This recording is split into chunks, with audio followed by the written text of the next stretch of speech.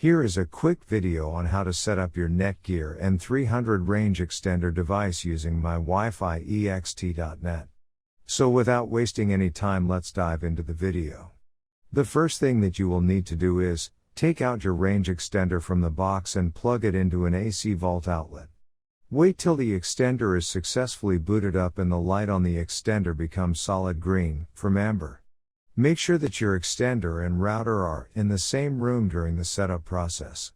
Once it's turned solid green, we can now head toward our laptop and begin configuring our Netgear Range Extender N300. You can use any browser you like, such as Internet Explorer, Chrome, Safari, Opera Mini. It's time to open your preferred web browser. Go to Mywifiext.net or Mywifiext.local. A screen appears in front of you, and now click on the new extender setup that leads you to a new page, where you will need to create a new account in order to install your extender, and this page is called the Netgear Genie Smart Wizard. Now fill in all the necessary details, such as a valid email address, password. And once you are done, click on the next button. Now you had two choices, as you can either set up your range extender device as a range extender or as an access point.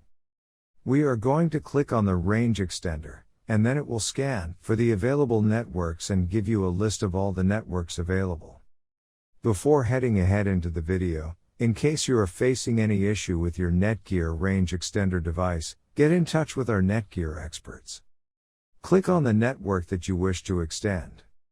In my case, it's Netgear router, and then it would ask you for the password of your network, and all you will need to do is fill in the password of your existing network. And click on the next. In case if the Wi-Fi password that you just typed in is correct, then your extender will establish a connection between your extender and router.